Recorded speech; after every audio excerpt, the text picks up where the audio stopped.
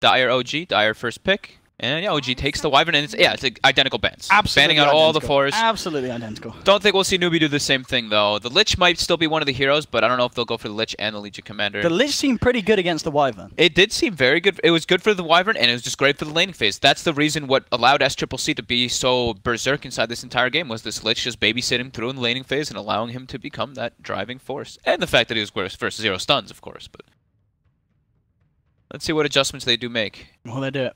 I wouldn't be surprised if they picked the same opener. I really wouldn't. It was not bad at all.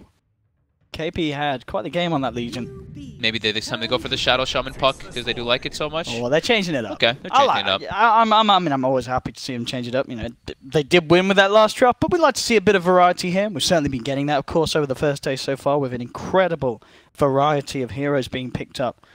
It seems like NewBee's doing like a... I'm just going to throw it out here, but this could be KP's hero here for the Void. I think it's also still possible to be Mugi's, but what it seems to me is that they're going to be going for more than one carry. They're going to be going for toward that late game, because they're seeing OG doing these like 4 protect 1 lineups a lot. Oh, I love it. And they're going for this. So, okay, right away. They're Have going we had much AA? Void. Definitely had one. We have had it. Yeah. We've definitely had it, okay. Yeah, we had 4 AAs as of yesterday. All right. Obviously, fantastic with the Void.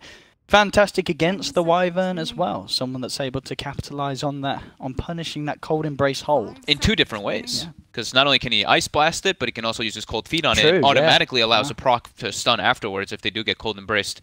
And then, of course, you know, the setup with the Void. This is just a classic combo we see coming out from teams, the Void AA. Or just Void with any type of hero that can throw their ultimate inside of it, inside the Chrono. Now, what the OG do in response? I mean, the Tusk doesn't necessarily feel like a bad hero to pick in this situation, but we saw last game Jerax, he just wasn't able to get much done with it, was he? Even though, you know, you feel it was there for the saves. A lot of it, of course, down to the silencer pick, which is still in the pool, and maybe OG have to be a little worried about that coming through again, because it certainly could. You know, Void Silencer, again, very strong, having that Chrono, making sure that no one can help from outside of it. I want some Jerax Pudge or something coming out. Not in the first 2, but okay. Earthshaker, this is a flex pick. They don't really know exactly where it can go. It can be the 4, it can be S4's hero. We've been seeing it being run in both roles. We've even seen it ran mid a couple times. I'm not sure if at this tournament, but in the past. And it's a good hero that just to stop, you know, the aggression coming out from the Void and the A, and it pairs super well with the Wyvern, as we mentioned in the previous series. You get a nice curse off, you can get a great setup for an Echo Slam, or vice versa. Interesting ban, the Naga Siren. Naga ban. Obviously something that we've seen OG do in the past, and definitely something that I think in the Chinese scene at least, teams do pick against the Void, because it's just so strong against that Chronosphere. It literally just stops anything from going down if he doesn't catch that Naga Siren in the Chrono. So NewBee just not wanting to deal with any sort of hard counter as such to the way that they're going to want to play. Yeah, I mean, it's just a super annoying hero, and it makes setting up these kind of like big ultimates a lot easier when you do have the sleep, especially for OG. They're like the kings. They were the kings at using the Naga at that point to use the setup, the sleep into Black Hole, sleep into Disruptor ulti, be it whatnot, when they used to pick that hero. And the Pugna gets banned out by OG this time around. I'm gonna be interested to see if they leave that silencer in the pool, OG, because I really feel that we saw last game how much of an issue it caused, and already with the Wyvern and the Shaker, these are 2 heroes that it's not going to be fun to play against that global. It really isn't. And they do have a Void too to kind of start the fights. However, that would make their ultimates very high cooldown. You know, then it's like the Chrono and the Global both have to be up for you to take the fights, and those are both 2-minute cooldowns rather than any pickoffs. And then they have, I guess they could run the silencers, of course. So it's a possibility. I don't know if NewBee will go for that same kind of style though after revealing it in the last game. We'll see what OG do take out here. See NewBee with the Arc Warden ban. Taking out both of those heavy split pushers. Yeah. And again, another hero that can kind of cause issues for the Void, you know, if you don't catch him in the Chrono. A lot that he can throw out into the Chronosphere, you know, just throwing out his own bubble, making sure that it's hard for the Void to get in position to actually get the right clicks through onto an enemy. Can cause a lot of issues as such. Yeah, I mean, they know that OG likes the hero too. They know that Notel likes to play it. OG taking their time with this one, Baron's the reserve. And it's going to be the puck pick. Okay. Okay. So, I mean, NewBee has really been liking the puck in the previous games that they have done. They've drafted it a lot first, too. Pretty crazy seeing how the Shadow Shaman's just not being favored by both these teams just now. Could still be picked up, of course, for either. We've seen Faith play it. We've, of course, seen Fly play it, but there already is a Wyvern in play and an Ancient Apparition. I don't know if they want a Shadow Shaman AA combo for NewBee. Doesn't sound the greatest to me. Ah, Shackle and Cold Feet can be nice, can't it? But it's very squishy. Yeah, you wanted some other type of frontliner, ideally. Yeah. Well, what did they pick up? Was it the Silence they got third last time around this stage of the draft? Yeah. Including sort of Mugi's hero, even though obviously at the time it was, you say, a sort of flex pick. Yeah, it was still left open. I mean, the Lich is still in play if they want to go for the Faceless Void Lich combo. It's also still the same thing, though. Then it's Lich AA, and it's maybe a little weird, but I mean, teams are really liking the Lich. However, it's not really versus any physical type damage just yet. It's versus only magical. I wonder if these are the kind of guys to pick up a Nature's Prophet and try and get that 1v1 against the Shaker. We saw yesterday, the Empire vs Infamous series, Ghost Stick absolutely ruler a 1v1 between an MP and a Shaker. So they may look at that Shaker and try and pick someone that's going to win a 1v1. Just going to be the secondary support. Okay. Rubik to be revealed. Pretty good spells to steal. Cool old school combo we used to see a lot. The AA Rubik can roam nicely. Then it gives them a little bit of like the no field can be decent versus some of the magical damage that's coming out from OG. But yeah, being able to steal Fissure, Splinter Blast will be super nice. Yeah, and something that does have that hold to set up for the Cold Feet in the laning stages and making those rotations. These two, it's a strong Roman pair. They're gonna go for it again, though. They go for the brew again. They're going for it. You said you weren't a huge fan of this kind of 4 protect 1, were you, from OG in game 1 against NewBee's lineup? Not crazy about it, no. I mean, they might not necessarily be going for that again because they could do the Wyvern Shake we still have S4 yeah, exactly. Yeah, they still have that flexibility. Picking the brew into Rubik though is a bit, can be a bit hard because it's an instant disable with the lift, and after the brew split ends, you can almost always be able to steal it. If you're in a good position or if you survive the fight, you are in a good place to steal that split a lot of the time. So already looking like a nice Rubik game if he's able to actually get those spell steals. Question about that at all. The brew though, the nice thing is like if the Void does get a Chronosphere off and the brew's not inside of it, he can really disrupt not only the Void, he can throw the Void in the air, or he can go for the backlines and mess everything up. Oh, we've got an SCCC Invoker. Oh hell yeah, I'm actually so excited. I love watching this guy play Invoker. It's he's actually one of my favorite. When he first debuted playing versus Sumail, I forget what was it, it was like an MDL or something, I believe it was, like quite a while back. He first played it, and that was when we saw like SCCC outlane Sumail for like one of the first times we've seen Sumail been outlaned, and SCCC played Berserk on the Invoker. I love this guy's Invoker. I've got it so far. I'm looking at these drafts, and I'm feeling scared for OG. I'll be honest. This is the NewBee lineup. Invoker, AA, Void. It's greedy. You think it's greedy? Well, just having the Void. I mean, we still don't know, I guess, if the Void is safe lane or off lane. It could still be a solo lane Void. It is a bit greedy. These heroes all take some time to get online. Okay. You're saying you like the OGs or newbies? Newbies. Oh, I thought you said OG. No, I'm saying I like newbies. Oh, okay. Oh, you agree? You like newbies. I like newbies. It's a little bit slow. It does take time to get on because, Invoker takes time. But the A and the Rubik supports can make a lot of stuff happen around the map. They have a very good dual roaming potential. Make space.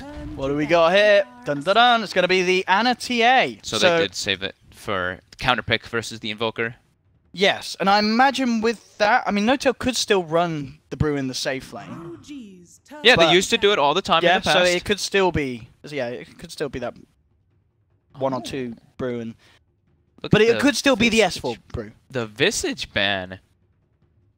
They thought maybe it could still be like a Visage safe lane or something like. I mean, they think what we're saying as well. Having the brew as being the off lane role, and then picking something else for No-Tail in the safe lane. 5 seconds remaining. I guess it could have still been Bruce safe lane, off lane Shaker, support Wyvern with the support Visage or something. Yeah, you're right. Yeah, they still could have done something along those lines. So OG does have a little bit of variety in how they can lane, depending on what they see from NewBee. NewBee's got some scary team fight, but so does OG at the moment.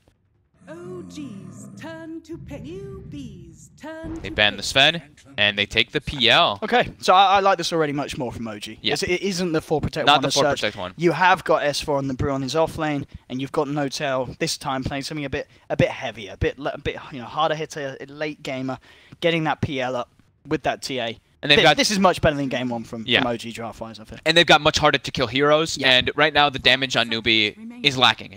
Once Invoker is able to get online and he actually is like, you know, with Aghanims or something, he can actually do some more damage. But Void, AA, Rubik, they definitely lack damage inside of the Chronosphere till Invoker is online versus PL and Templar Assassin. Also, their catch is not the greatest versus a Phantom Lancer. They pretty much have to get him in the Chrono to be able to kill him once he gets online, of course. Early on, he's pretty weak. He does take some time. What do they take here? Is that final pick? Is it going to be the safe lane? It is. They're going to go for the Alchemist, so it will be the off-lane Void. They're picking up that safe lane Alch for Safe lane Alch. By the looks of it, yeah, it's got to be with Invoker in the middle lane. So the old school safe lane Alchemist running this game. As indeed, yeah, KP grabs the Void, SCCC on that Invoker. I've not seen an outgame in a while. I'm excited for this one. At the same time, though, if a team's going to know how to work around an out, OG, you know, these guys, they know a lot about this hero. They play a lot themselves in the past. They've dealt with it a lot in the past. Are they ready to deal with the Alchemist in 2017? That is the question. Can they get the pressure going? I don't know. NewBee's looks a bit greedy. It does. Okay. Like Alchemist, Void, Invoker. These 3 cores, they take a while to actually be able to do stuff, make stuff happening. But that being said, if they can get away with the greed, it can prove extremely beneficial to them. Can OG actually punish it? They have pretty damn strong lanes, and they have good ways to be able to actually punish the Invoker too. With the Wyvern and with the Earthshaker. So I mean, we'll see how this plays out. It's a much better draft coming out from OG this time around. But yeah, it's an Alchemist safe lane. I have not seen Alchemist safe lane in... I've not seen Alchemist full stop, to be fair. I know it has been picked here, hasn't it, right? Alch, I believe, was picked once yesterday, and it won, and it had like 990-something GPM or something like that, yeah. Wow. We're getting it this game. Mugi on the Alch. I'm excited to see how he builds it as well. Do you still absolutely always just go for the Naga-style farm up the map build? Is there any chance we see any sort of battle build from the Alchemist in this age? I think same build, Armlet Radiance. Yeah. Armlet Radiance, Manta, Octarine. Okay. It's too strong. The build up is too good, and it just scales way too hard into later stages. And it accrues you way too much gold to be able to throw into your teammates as well. That's the nice thing, is they have the Alchemist, and you look at all their heroes, every single one of them can receive an Aghanims, of course. That's true, yeah. They are all going to be wanting one. Who gets priority, do you think? I imagine at the pace the game goes, SCCC is still going to build his own. He'll build his own. He should more than likely build his own. I don't think Mugi wants to prioritize getting one that early. No. I mean, Void and AA both can be very good. I think the Void is probably the better one. AA's is neat, you know, it's great having that, but it's nothing like super specific. It's only Cold Embrace right now. That's the big heal that he'll stop. While Void, the Chronosphere gets dropped down to 60 seconds, and that's their big team fight on the side of NewBee. So I'd imagine it would be the Void who gets it, whenever he gets it. I mean, we'll talk way later down the lines. Starting themselves with 4 heroes bottom, making sure they can guarantee themselves that bounty rune. No Till up top by himself for now. So KP again, starting out with same items. Poor man's shield with the tangos. Feeling like he should be able to force a good amount of experience versus a Wyvern PL dual lane. Probably expecting JerAx to start bottom to give S4 a nice fissure block start since he's on Dire, so he'll get a nice actual couple waves on the Panda. And then it's what happening. JerAx already moving down toward that bottom lane to fissure block it. So JerAx can get some nice starting levels. KP getting zoned off the rune, forced to time walk away. So we get a 2-for-2 bounty rune trade. And of course, though, it is an Alchemist who gets it, so a little bit more gold for him. Yeah, it looks like, during this laning stage, I wonder if we are going to see OG send a second member towards the mid lane to help out Ana if they do simply leave him alone. At the moment, it looks like they're going to leave it. There's the straight 1v1 between Ana's TA and SCCC's Invoker. And Ana should definitely win that matchup. Yeah. It's a very heavily favored TA for TA. So yeah, JerAx does block bottom, and not only that, did they not only fissure block bottom, but they block both pull camps. So Rubik AA, 2 heroes that really suffer on needing levels, so they want to be able to pull. And now, not only that, they can't pull the lane back. So S4 should be able to get a good chunk of experience down here without too much worry. We're seeing mid lane already. JerAx has come round, and he's looking for an opportunity to try and make a play onto SCCC. Has the fissure, it's a good block as well. SCCC is going to make the long way round. Not enough damage really from Ana to do too much, but again, it's just making this lane, go from easy to even easier for Ana in these early levels. He has to walk all the way around. Yeah, misses the whole wave. Misses 2 CS so far. If Ana's able to get a couple more denies, he's going to miss 3. Yeah, so misses almost 3 full creeps of experience, or 2.5. Bottom lane, we're seeing S4 have to deal with the fun of the chilling touch it. Faith with the harassment. Wave will naturally push out, but they do actually find the D ward on the hard camp, so they are able to kill it, and they do have it open, so they're able to pull. Back mid lane. They may just get this kill. They drag Anna back. He does still have the refraction, so he should be safe, to be fair, with the refraction available. In fact, he's holding on to it here. Whew. Living on the edge, has the salve. Anna, he knows what he's doing. He's got the control there. He did the math. Okay. Haka, though, just staying in mid now for the time being. They know they can't really zone off the Panda anyway. But that being said, Panda does get frozen up bottom by the cold feet. Getting chased. Low. Nice little play there from Jarex, though. Froze the Fisher up from the low ground. Time and space created for S4 to back up. Get himself away. To be fair, looking at the CS, it looks like Mugi's not really having a perfect time down in the CS. I guess the brew with the mischance, throwing out that alcohol. Slowing him down. Yeah, the mischance is super obnoxious. Yeah. Mugi having to also last hit under several range creeps can make it a little bit more difficult because of the way the lane's been constantly pulled back by OG. Brew pick certainly working out in terms of slowing him down. Mid lane CS, Anna's still with the lead, 12 for 7. Yeah, he should win pretty handily. SCC's getting his levels now though, so he's got the level 2 Forge Spirit, so it helps a bit, but Jarex coming in. They do spot him, though, with that Observer Ward placed in the river. They know that he's in the vicinity to try to go for the block. SCC's starting to back up already. There's Jarex with the wraparound, ready to play with this once more. That being said, There's though, the block. They're not going to be able to do a fair bit of damage here. Kaka is there to try and back him still up. Trapped. It's not enough. SCC down. Oh, Jarex making the plays, making the rotations. Oh, they pinged for him, too. They were pinging, saying, oh, Jarex coming your way. I guess he just didn't really think that they would be able to get the perfect trap and kill him. Slight little mistake there, definitely coming out from SCC. And we do see Jarex with his earlier movement. He placed a ward deep inside the enemy jungle to watch whenever the Invoker does go to jungle, because he's gonna go to jungle at some point because Templar Assassin's gonna crush him so hard in this lane. So being able to watch where he's farming, very relevant. Up on the top lane, no Tails farm so far, looking pretty good. 16 CS.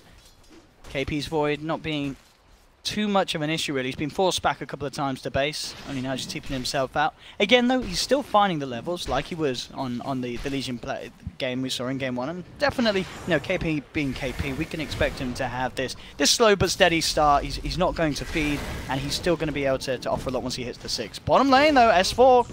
Cold feet kicks in, and NewBee, they will be able to catch out the brew. Having the unstable concoction level, allowing them to connect to that cold feet. S4 just underestimating how much damage it really would do. That should help. Do we have ancient stacks during all this? We do, since Jarex has been playing around bottom and mid lane. Triple ancient stack for Ana, and not only that, Jarex has arcane boots already, so he did get that first blood. He did, yeah. So yeah, that makes sense. From that. I was like, damn, he got those very early. So really good for him and very good for his team.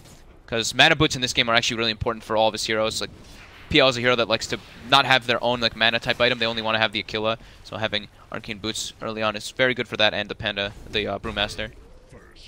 Bottom lane, Kaka actually looking to wrap around, but S4 has his eyes upon him. Kaka holds him back with the telekinesis. Jarex is trying to come there with the Fissure. 4 seconds though. 2 seconds, 1.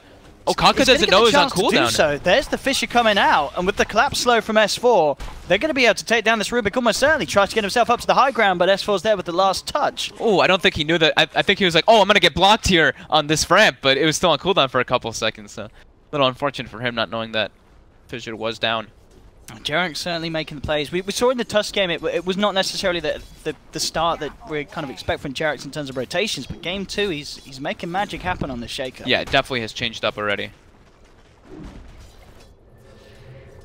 He's going to keep making those movements, playing around bottom and mid over and over again. Mid now. It's going to need some help because Anna is being focused by 3, and here we have, it's a very strong gank. Cold feet, telekinesis.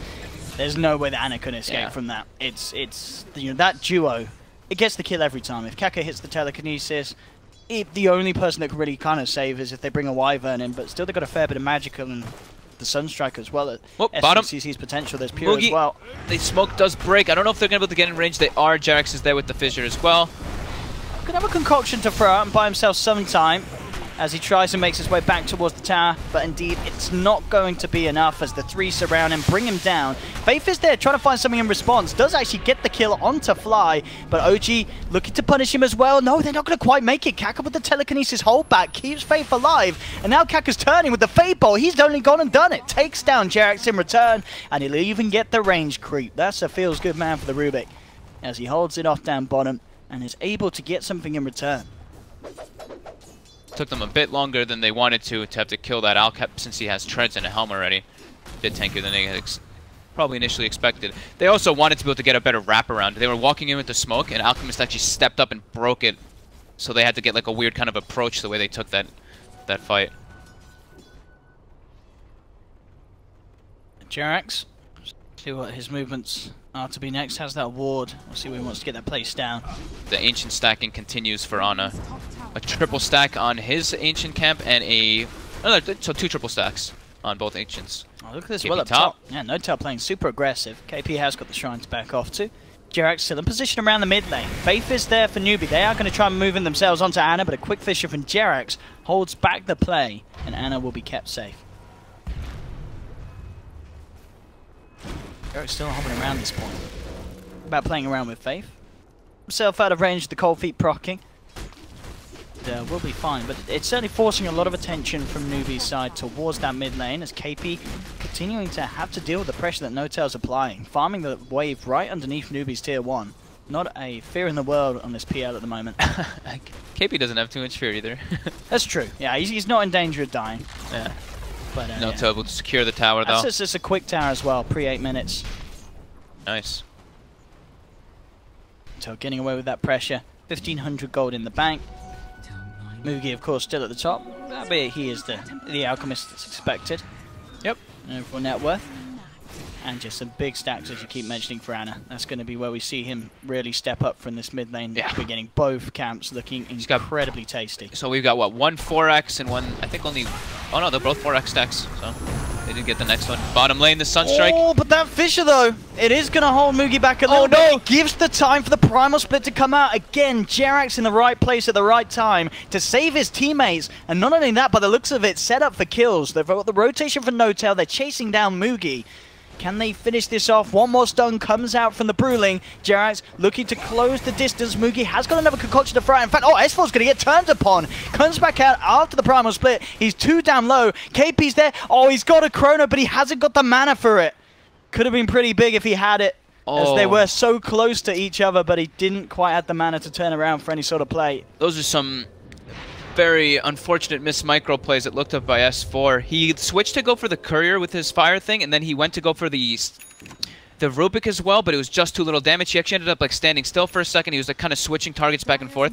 He pretty much went for more than they could have chewed off. He wanted the Alchemist, OG but... again in a bit feisty. They're trying to play, but look at this wraparound that's coming in from NewBee. They're smoked up. They have the Chrono. KP jumping forward. He'll lay it down. It's only going to catch one of them, but it will mean they secure the kill onto NoTail. They're looking for more, but Jerax is out with the TP. Fly deep amongst the trees down towards the bottom. Will have his TP back off cooldown in 5 seconds. They're coming and searching. Doesn't look like they'll spot Fly out. Fly should be fine, and indeed does manage to TP himself back to safety. 2 unsuccessful rotations, though, for OG, and NewBee capitalizes on it big time. And we see the Faceless Void. He's going for the Dominator build. Okay. That's a pretty sweet item choice, actually. I haven't seen it too often, but of course the neutral creep can be very beneficial inside your Chrono. The success of that one. Ready to go for another smoke play. Picking it up. AA. We saw Ana clean up one of the stacks. He's now up to 1,300 gold as he, at the moment, has queued up the Blink Dagger, so looking to grab that as his first item. Top of the Blightstone, rather than the Deso Rush. Yep. I think he wants to get involved a bit earlier, make space for, so PL can just be that monster that he is, and just farm. Takes that hero a long time to get online. Supports, we're seeing the Rubik AA getting very close to level 6. AA just actually hits it, while on the side of OG it's level 5s from both supports. I just now done for SCCC, so still very good timing for him there in that mid lane. Yeah, they're looking really good. Try and go with the Ice Blast. He's going to find the connection. Cold Embrace there to buy some time for NoTail, but the Sunstrike comes in. He's surrounded by Mugi and the boys. Can he get his way out of there? Looks like he can just in time. Cold Embrace buying him the time to do so. S4 is actually looking to go back in on this. He's coming around with the wraparound. Does have primal split. Eyes towards Kaka as he forces him back. Mookie still further up the lane. Now gets himself out of there with a quick TP back to base. She won't quite find the kill that they were hunting for, but they do keep No-Tail alive. Anna, and back to the stacks. This will be that Blink Dagger gold done and dusted. So, as you say, he can get involved now. Yeah. And I think JerAx was sapping experience from some of those Ancients, so he does hit his level 6. So they have Echo Slam online for the next fight as well.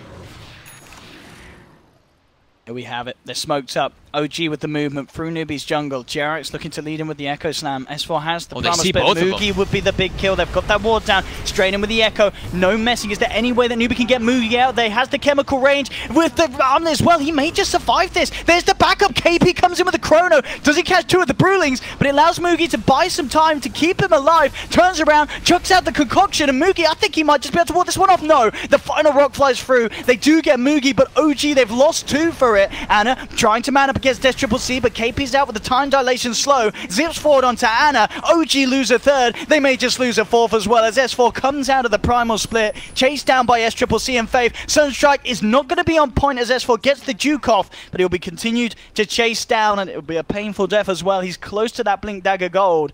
He does not have a TP.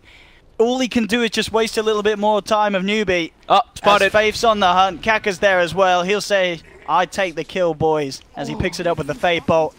And OG with a lot of... They're making the rotations, but they're not being successful. I mean, they get Moogie, but it cost them 3 heroes.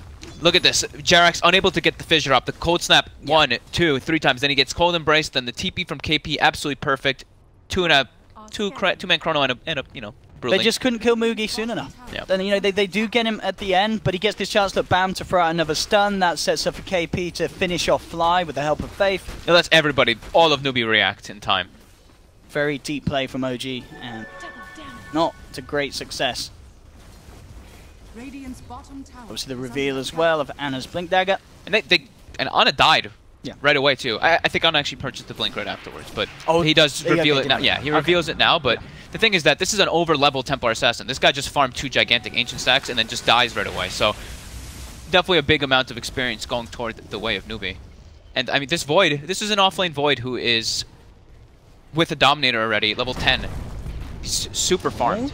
Anna and JerAx looking to play around with SCCC. JerAx has to set up with the Fissure in the dust, but SCCC getting his way back. Kaka's there with the hold back, trying to buy time for SCCC to escape, and it will work. No, Anna, he's jumping deep. He wants to get this, and he will. He gets the kill, blinking in with a Mail Strike, but now NewBee with the wraparound. Moogie gets the concoction out, but there'll be the Winter's Curse to hold back the two of them. JerAx with another Fissure blocking off Faith. Means that OG will get away with that deep play this time round. Anna just manning up, and the rest of OG there to back him up and get him out of there.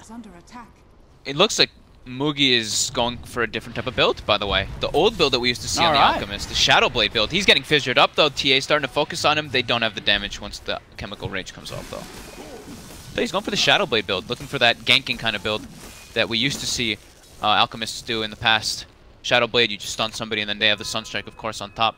So can be a option if he wants to go for it.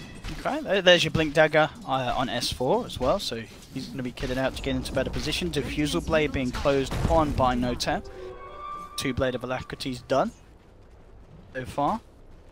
Interesting to see where KP goes next with his build. Just looking to finish off the treads after the helm. We'll see what the next plan is, if he wants to build up some more of these auras like the Vlads and such, or if he sees priority in getting the Blink Dagger. So high level on the Void. Almost level 12 already. It's pretty absurd. Look at this S4, getting some valuable information there with the Invis. No way to instantly cancel that TP, so Kaka will get out. In fact, Anna and JerAx, they found the bigger kill. Again, finding SCCC with the Fissure and the Dust out in focus down. S4 looking to move in deep, has the primal split, ready to play. Faith heading back to the high ground. They'll look towards the bigger kill. The controls there onto Moogie, throwing him up into the air. Make so him he stun ends himself. up stunning himself. Perfect timing, but KP's there with the counterplay. Comes in with the ultimate. Winter's Curse is down. Moogie's going to be held back though by the Chrono, so it doesn't do too much damage at all to KP. Still alive amongst it all. S4 now losing that primal split, is in trouble as KP jumps in, finishes him off. Fissure there from the Rubik, indeed, catching Anna and JerAx. Anna, quick with the blink out, will juke off the Ice Blast with their refraction protecting him for the time being, and shouldn't tick down too low because of that, as he will get out of there. So, I mean, 1 for 1. The more times they kill this Invoker, I think the more times that OG will be happy. Taking a 1 for 1 when you are getting that SCCC kill, I think they'll think that's okay, especially when you're forcing KP to use the Chrono defensively. Exactly. Now you know you've not got that threat on the map. As long as they can play around the timings of the Chrono whenever they do those type of aggressive plays, then it is definitely beneficial for that. Because NoTail, during all those situations, he's farming, while NewBee does respond with 5 heroes. Diffusal Blade complete for NoTail, so as you say, he's been farming now. He can certainly have the opportunity to turn up and contribute quite a bit. Yeah, now he can actually start fighting, especially with not only just the Diffusal Blade, but his levels. Level 11, you're able to have your max Doppelganger and your talent as well. So having max Doppel is super important to actually be involved in fights, because otherwise, yeah, you have no real save mechanic. This is the thing, though, as well, as you mentioned, Mugi obviously going for this build. Is it good in your eyes, or do you kind of question this build? I mean, it's a completely different kind of playstyle, right? He wants to be a ganker as well with the Void. He doesn't want to just be like this AFK farming hero. He wants to be more involved. So if he plays it like that, then it could work if he sets up the proper stun strike, because he can actually, like, if he can find an isolated PL, you can get the concoction off, and I mean, you actually do so much damage inside of that 4-second duration stun on top of a stun strike. So it can work. I'm not sure if it's the right choice this game, but we'll see if he's able to make it work. Desolator complete for Ana as well now. We've seen how much he's been able to do with just the blink. Tesso as well, he is going to rip some of these heroes to pieces, especially, you know, if they can catch the Alchemist without the Chemical Rage. Yeah, I mean, Templar Assassin's massive with the Desolator. Very low armor. They may find Mugi here. He's around the corner with KP. KP does not quite have Chrono back and available. They look for the easier kill. They just jump into Faith, a couple of hits from Ana. Quickly bring they put a Void. They might actually get the Void. KP's come up the high ground, does have Time Walk. We'll see if OG want to try and chase this. Jump forward from NoTail. Has got the Diffusal Blade. KP, oh, that Chrono must have only just come back off. And he does indeed have to immediately use it defensively, to hold them back. That's a big window now for OG. Yeah, they're constantly forcing KP to use these Chronos and run. We'll see what they can do with the 2 minutes when there's no Chrono. I mean, Roshan, absolutely, that's going to be perfect. Yeah. Thinking more about it, the Shadow Blade build, you know, it can work, but I think this game also, the Radiance build's super nice just because there's versus PL and TA, so yeah. I don't know, it's in the eyes of the beholder and how your team wants to play around with the Alchemist, so. They get the stomp on this Jerax. Yeah, the Sentry. Yeah, they see him. Sentry's down. S4's going to try and jump in, but there's the immediate telekinesis to hold him back. Still gets the Primal Split off in time, and of course there's no Chrono. Ice Blast out onto Ana. Sunstrike as well makes the connection. That's going to be Ana taken down. NewBee already with 2 big kills to start this fight, and they look to try and get more, but NoTail turns towards the AA, brings him down with the Diffusal Blade. KP still running around, of course, no Chronosphere. He's trying to man up and get the bashes onto NoTail with a Fate Bolt flying through as well from Kaka. It's still not quite enough. Tornado flying in, but the blink out's in time. Doppelganger from NoTail to juke off the bad weather, and he will get his way out of this one. So again, another 2 for 2. It is OG losing Ana on the TS. That is the big kill there amongst it all. Of course, with Ana being top of the net worth. Yeah, this is brilliant for SCCC. You can see on the net worth as well, SCCC not that far behind this tier at all, which is impressive considering obviously how much Ana got from the lane, from the ancient stacks. Yeah, and now they have, you know, the Aghanims is finished and online, so now inside the Chronosphere they actually have real damage. It's not just like an AA Blast and a Sunstrike. They have a lot of other spells if the Invoker's in the area. And look at this build, so it's going to be like, full punching as we've been saying from the Alchemist. It's going to look Maelstrom. Yeah, it seems like he just wants to be that like frontlining tank kind of thing for his teammates to be able to do everything else behind, rather than being this just like farmer, AFK farmer. Yeah, some sort of way to deal with the PL illusions as well. Different approaches, yeah. We haven't seen the hero in a long time, in particular the safe lane Alchemist, so different play styles. NoTail almost with Boots of Travel finished up, same thing with Invoker. KP now has Chrono online. They may look for a smoke once Mugi's a little bit more healthy. Yeah, it really feels like if NewBee can actually take the fight themselves, they're going to be in such a great position. Because we've seen it, you know, when they're being forced to use these Chronos defensively, they don't necessarily lose the fight.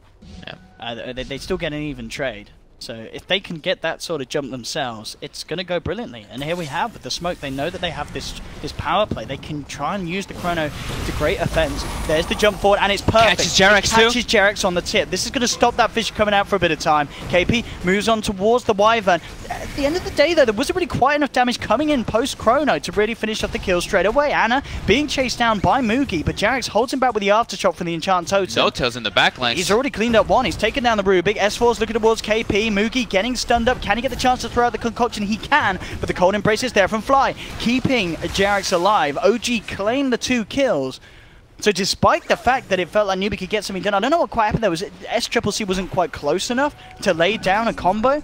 It didn't seem like he was close enough, yeah. And nothing happened within it. No-Tail came from the back lines and started disrupting it too, and everybody from OG was ready there. The Fissure comes in to, well, the Fissure was about to come in before the Chrono, but he did get trapped up, but everyone from OG was there to respond. The Cold Embrace doesn't heal, but it does prevent the damage ticks. Radiant's top tower is under attack. We'll be spooked out of the pit. JerAx walking up very aggressively toward SCCC with No-Tail. And No-Tail's looking for this, doesn't have detection though. So SCCC will be able to walk it off. This game to OG, 7-13 at the moment. 1k advantage, very close at the moment between these two sides. KP still working towards that blink. OG with a big advantage right now, just in this next couple minutes, because Chronosphere Chronosphere's on cooldown, they have Brewmaster, they have all of their ultimates ready to go. So this fight should be able to go very well for OG as long as something devastating doesn't happen. Can NewBee contest this? They are close to the pit. They've got time to get in. They scan it out. Sunstrike's in there. They know the state of play here. Who's going to make the move though? Mookie clearing up the traps from the outside. They're going for the long wraparound by the looks of it, some of them, as they head around from the top. KP's there on the high ground. The Centaur stun. It's gone in. It's scouting them out and it's spooking OG out of the pit. Moogie moving forward with the Shadow Blade and the concoction. Chucks it out onto Ana. And there we have it. Beautiful play there with the acid spray to bring down the refraction. Get the stun through. Make sure the damage connects. Cold Embrace is there. But the telekinesis onto Ana. Holds him in place. Takes him down. Immediate buyback from Ana as he looks to get into this fight. PL's illusions bring down the AA. They've lost one in return. No-Tail just trying to clean up the Centaur. Now he's going to turn his attention towards Mugi. He got sent up for the time being by S4's Primal Split. There's the Echo coming through. JerAx has the control, allowing Ana to get the damage in to finish off Mugi. Buyback comes out from Kaka as he looks to return to the fray. But NewBee, they're down 2. They're without their position 1. So unlikely to fully go back in on this for the time being. KP does have Chrono back up. He could look to make some sort of incredible play around this pit. SCCC there as well. In goes the Tornado. EMP as well on target as it connects with Ana and S4. Ana finishing off this Roche. No-Tail making it very hard for anyone to get in. JerAx is there with a stun. They'll get the kill on SCCC. KP comes out with the Chrono, but again, where's the damage? They've got an Ice Blast. Is it enough? I don't know if it is. The Cold Brace is down as JerAx. He's going to survive. KP now out of mana. All the meanwhile, whilst this was going on, Ana finishes off Roshan, grabs the Aegis. NewBee just crumbling around the pit. They just can't find the combo. Kaka gets cleaned up top. That's an effective dieback on the Rubik as Kaka brought back for this engagement. And things very, very vehemently falling apart there for NewBee. As now the lead is gained by OG. They're ready to push with the Aegis. JerAx has the Blink Dagger Gold. Mugi's going to try and see if he can get something on the side. Himself. But he stuns himself. Fly goes up to the high ground. There's no vision there for Mugi. And now Mugi's just going to get turned upon. Jump forward from Ana. NewBee have just gone full downhill as steep and fast as you can. That's a big mistake. As the last couple of minutes have just been a NewBee nightmare. Oh my goodness, Mugi just trying to make a little sneaky play there, but oh, big mistake. He drops the acid spray and loses vision of the Winter Wyvern for just a second. That Roche fight was crazy though. The decision from Ana there to buy back instantly was absolutely paid off. Instantly, what was actually just what won them the fight, because if they didn't have him, it would have been NewBee's all the way. And JerAx getting a beautiful Echo Slam on the 2 main heroes that he needed to was great setup. And Fly's positioning, he's been getting the ideal Cold Embraces. Sometimes he just can't save them, but he's been getting very good ones to at least prolong their death to be able to get extra pickups. They're jumping in onto Kaka. He's stolen refraction. He's going to need to be stealing a coffin as well now as he's out and down for 30 seconds. The Rubik is dead. And OG claim another tier 2.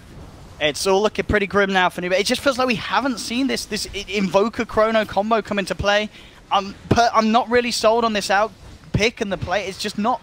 It's not done much at all. Like, sure, he throws out a stun, but at this stage, it just doesn't get a kill. It doesn't matter that he maxed out the acid spray, has the concoction, and he's gone for this fighting build. It's an Alchemist in 2017 at the end of the day. Yeah, and he's gotten shut down very heavily. I mean, they invaded his lane over and over again.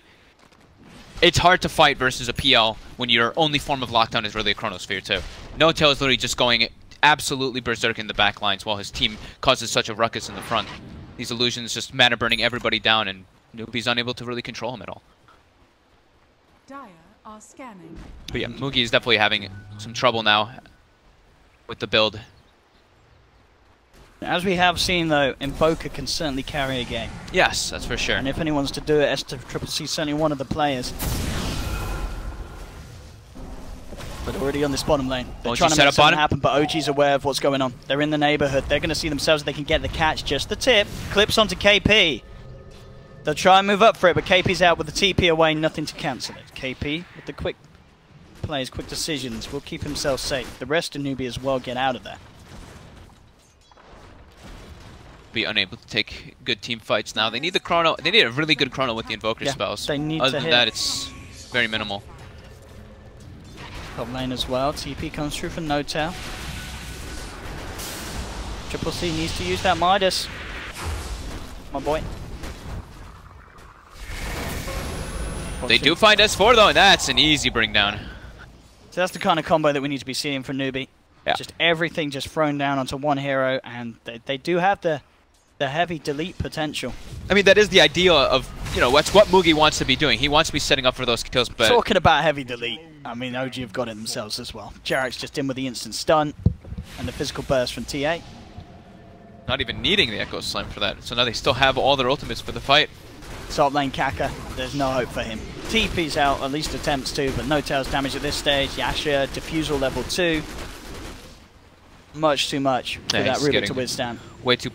He's getting way too big, and they don't have good ways to deal with him if he's not inside the chrono. Mugi actually gets blocked by Jerax. I don't know if this man gets out. He needs some friends, and he needs them quickly. There's going to be a Meteor and an Ice Blast coming on Ana. That's going to do a fair bit against the TA, but the dust is down to Mugi. Shadowblade's not going to save the Alchemist, and that is your out down for 50 seconds. Ana pots the BKB, and they're ready to dive out to the high ground. NoTail chasing Faith with the Diffusal Blade, takes down the Ancient Apparition, picks up the double kill. Monster kill for NoTail. And this game really flipped over from what we saw in game 1. This is OG this time round, playing with the strat where it's not the 4 protect one. You have Ana and NoTail, both on heroes that can farm and both on heroes that can absolutely hit hard at this stage of the game, and it's just working out much better. Yeah, they've got 3 of the same heroes from the last time around, but it's the roles that make such a difference, or 2 of the same heroes the last time, but it does make such a difference in the roles that they're placed. Jumping with KP, where's the combo? They try for it, but again, Jerax just throws down the Fissure, and suddenly the Magician can't do any darn magic. He's out of it. SCCC up in the air. The disruption is just too high from OG's heroes. SCCC has to just ghost walk, look to get himself out, but Jerax jumps forward, jukes out the tornado, Ana lays down the physical, and that's SCCC down. Mugi heads in, he's trying to do something to push them out of this, but there's no Invoker for 50 seconds. OG have claimed the melee racks once again. Jerax lays down a Fissure to hold them out of this. Ana's trying to get out, the cold feet will tick in. Do they have detection? That's the question. No, he's out with the blink. Ana plays his way out of it. NewBee, they're going to try and chase him down. Ana does have the BKB available once more. And with the traps, though, I think he should get himself out of here. S4's going to be there if help is needed, but Ana doesn't even need it. He's out of there. He gets himself away. NewBee unable to punish. And as we've seen, SCCC just not given the chance to play between getting thrown up into the air by the Brewlings, getting stunned up by Jerax. It's so hard for Invoker to do anything in these team fights. Way too much control, and they're way too reliant on having the perfect chrono because, like we're saying, that's their only real team fight, their only real lockdown. So if Jerax or if S4 are not caught in the chronosphere, or actually even fly, they can completely mess up the whole backlines because they can just either throw a Fissure, they can throw somebody in the air with the Panda, or they can throw a Curse / Cold Embrace from the Winter Wyvern. So it's really, the game is super difficult for KP to actually, it's like all the weight is on his shoulders to land the perfect chrono, pretty much. I mean, and of course you can see this as well. SCCC realizes the exact same problem that we're stating. He's going straight for the BKB next. Yeah, he knows something. He has to have that BKB to be able to do anything in these fights because of how well OG are playing their positioning. Faith in some trouble. Jerax invis on him, and a quick, easy pickup for him. There's no help for that, man. It's gone. Ana level 22, 16,000 net worth. Let the siege continue. They don't have... Oh, they actually get the instant echo onto Kyle. That's a lot of hate for the Rubik. And they're going to go to the top. Get a secondary set of racks, probably. It's 2 arrows down, and neither have buyback. Both supports, yeah. I mean, it's just the supports, but it's, you know, an Ice Blast can make all the difference when it comes to defending the high ground. They're going to have it for 20 seconds. A good EMP connects onto NoTail and S4. Yeah. That will slow him down a little bit. I say a little bit, though. Ana still sticks around, brings the tower down low. I mean, OG, of course, no real reason to play this risky. They know that they can play it safe. They know Mugi stunned good himself. Position, and that they're going to try and go back in. He stuns himself with the concoction. KP comes out. This could be the combo they needed. Deafening Blast comes through, pushes Ana through along with this No-Tail, but again, Fly's just there with a cold embrace save. Buys time for No-Tail. They now turn themselves back towards SCCC. The Fish is there locking him down. He'll buy back immediately. NewBee are being forced back to the base though. Kaka losing his faith as AA is down for 40 seconds. And what can they do? There's no chrono. KP's going to jump forward. They have got a fair bit of damage. In fact, they're going to bring him down low, but again, Fly's there with the cold embrace, healing Ana back up. Ana gets the chance to blink out from the side of it all as Fly pops the Winter's Curse down, holding back NewBee, keeping his team safe. Fly making the plays, may sacrifice himself for this, though. The Glimmer's there in timing. Oh, surely he doesn't get out. Sure, there's no way he gets out. I mean, Kaka's going to find him for sure.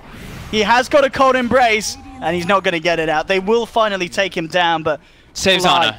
I mean, this game and last game as well, despite losing it, Fly has certainly been doing his... He's been putting in the work on these Winter Wyverns. Yeah, he's gotten some very good cold embraces. This game maybe he hasn't had like the greatest curses in comparison to the last game. He got some nice ones in the last one, but it's not his job. He doesn't need to land big curses in this game. He just needs to disrupt the backlines and save his teammates. That's it. So buybacks coming out from NewBee there was just the Invoker, but the damage was done. One full Rax claimed, and top tier 3 almost dead as well. And Roche should be respawning within the next minute, I believe, or so. Yeah, 1 minute. And shrines are open. Quite the lead being created now by OG. 17,000 net worth ahead. No-Tail with his eyes on Kaka in the jungle. Kaka? Okay. He's got the stolen meld. Nice. No-Tail didn't expect that. And No-Tail going for a Shadow Blade build. So he's looking to go for his own kind of pickups on the sides. And that makes him super hard to kill. They've been struggling to carry reveal because their supports are kind of poor. So why not get even more? I guess. I mean, it's one of those builds that I feel like you only do if you're ahead. Do you know what I mean? Yeah, more than likely. Shadow Blade on PL. And like, it's one of those builds where, say the game starts to turn around, they start being able to kill No-Tail. I think you maybe go, did he really need to build a Shadow Blade? But they're obviously so far ahead now. They feel very comfortable. There's only the Chronosphere to pick him off, though. So if he is split pushing and stuff, it's like with the Shadow Blade, he's like pretty much near unkillable. But yeah, it is more than likely just because he's like, you know, we're ahead. I have the luxury of being able to switch the item build up a bit. Certainly are. They're looking to force their dominance once more with this smoke up. They've got Gem on, I think it was the Brewmaster as well. They do. Get this wrap around on NewBee as well. And we've got full Daedalus. Full Daedalus on Ana. He is easily two-shotting most of these heroes. Ooh, KP. KP's stuck in the trees? Stuck. It's time walked into the trees. He has got to blink out. Looks like they didn't want to jump on him straight away. And in fact, despite that, it felt like OG would get a bit of a better catch there. They may get Kaka. Well, I say may. The Tornado's there to buy Kaka some time. He heads himself back up to the high ground. I guess it's a bit of a miracle no one on NewBee died there. Wow. I felt that. I mean, they had the PL illusion watching the Void. They knew he was there, but they just kind of ignored KP. Scared of the Chrono, man. I guess. No need to force a big fight right before Roche is starting, right? True. They just want to get them away from the pit. And just be annoying. Yeah, exactly. Playing it super safe, OG. Back into the pit they go. And yeah, with the way that they played that, NewBee far too far away of getting over here in time. Yep. Aegis and Cheese for a TA and a PL at this point in the game when they're this far ahead. 20k gold lead. It's looking very tough for NewBee. All that weight, like we were saying, on KP's shoulders to land those beautiful Chronospheres. And they have to make sure that SCCC is in a good spot to get his spells off, because as we've been seeing, like we said over and over again, they're being disrupted over and over. They're looking to smoke into this. I think they obviously know that with that Aegis picked up, OG are going to want to try and go for this sort of push. So they want to get the surprise jump from the high ground. Yep. Obviously, there's the chance that OG may get themselves some high OG's smoking from mid, though. They're smoking through the mid lane. Wrap around. This could catch them off guard. There's the jump in, looking for Mugi. Mugi does have BKB available, and he will pop it. No-Tail immediately looking to make a beeline for the backliners. Kaka getting focused by the Arctic Burn. Jerax jumps forward. Absolutely just whacks down the Rubik there with the enchant totem. That's going to be one down for 50 seconds. The rest of NewBee being forced back, and there's more than enough space here for Ana to just hit into the racks.